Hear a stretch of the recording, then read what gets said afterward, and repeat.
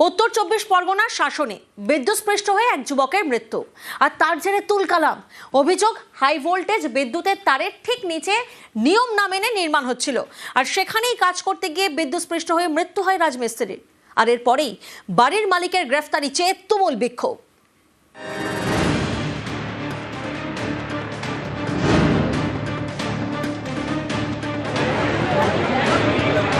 উত্তর ২৪ পরগনার শাসন।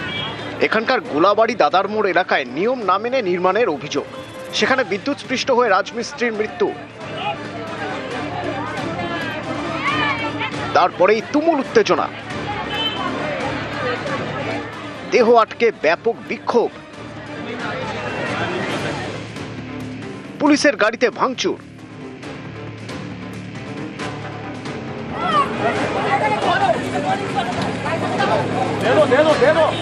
পরিস্থিতি সামলাতে পুলিশের লাঠি,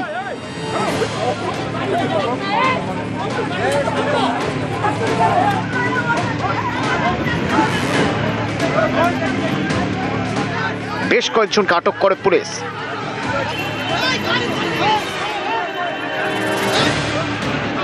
প্রিজন ভ্যানে তোলার সময় পুলিশের থেকে আটকদের ছিনিয়ে নেওয়া হয়।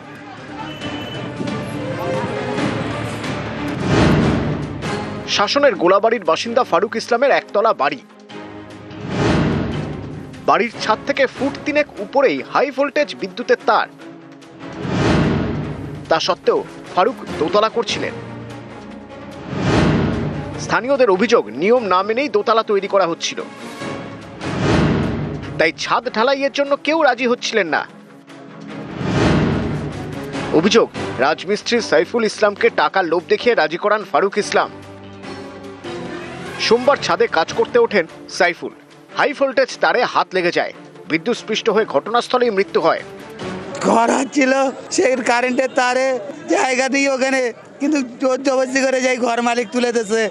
ঘরের ওপরে তুলে দিয়ে বলে, তুই কাজ কর, তোর কোনো রকম অসুবিধা হবে না, তুই তোর কোনো রকম অসুবিধা হবে না, আর থাকলে আমি রয়েছি তোর পাশে, তোর কিছু হবে না। কিন্তু সেই দুর্ঘটনায় মারা গেল আজকে, কোনো পারমিশন নিয়ে এখানে ঘর করার ওখানে। আর এই বাচ্চা ছেলের পয়সার লোভ লালসা দেখিয়ে একে জোর জবরদস্তি উপরে তোলা হয়েছে। এ মারা গেছে কারণ ইলেকট্রিক শর্ট খেয়ে ৩৩,০০০ ভোল্টে। এর আমরা বিচার চাই। পয়সা খাইয়ে, পুলিশ প্রশাসনের পয়সা খাইয়ে এটা করেছে। অনেকদিন ধরে হচ্ছে, মিস্ত্রি আসতে চলে যাচ্ছে, কেউ এখানে রিস্ক নিচ্ছে না। ঘটনার পর দেহ উদ্ধারে যায় পুলিশ, তখনই ক্ষোভে ফেটে পড়ে স্থানীয় মৃতের পরিজনেরা। এই ঘর মালিক এইরকম একটা পজিশনে কাজটা করাই কি করে? সে কাজটা করালো কি করে? তার কি একটা বিবেক বুদ্ধি বলে কিছু নেই? টাকা আছে বলে সব আছে, টাকার হয়তো বাচ্চারা টাকার লোভ দেখেছে কিছু, হয়তো সেই টাকার লোভে কাজটা করতে গেছে। তার তো একটা বিবেক করা উচিত ছিল যে এই জায়গাটা আর পুরো আনলেগের আসবে। ঘটনা যেটা ঘটেছে সেটা দুঃখজনক ঘটনা। একটি 34 বছরের ছেলে মারা গেছে। ইনিশিয়াল একটা ক্ষোভ হয়েছিল মানুষের মধ্যে, সেই ক্ষোভের বহিঃপ্রকাশ ঘটেছে। হাউএভার সেই নিয়ে আমরা প্রপার সেকশনে কেস করছি। অভিযুক্ত বাড়ির মালিকের শাস্তি এবং আর্থিক সাহায্যের দাবিতে সরব মৃতের পরিজনেরা। উত্তর ২৪ পরগনার শাসন থেকে জিয়াউল আলম, নিউজ 18 বাংলা।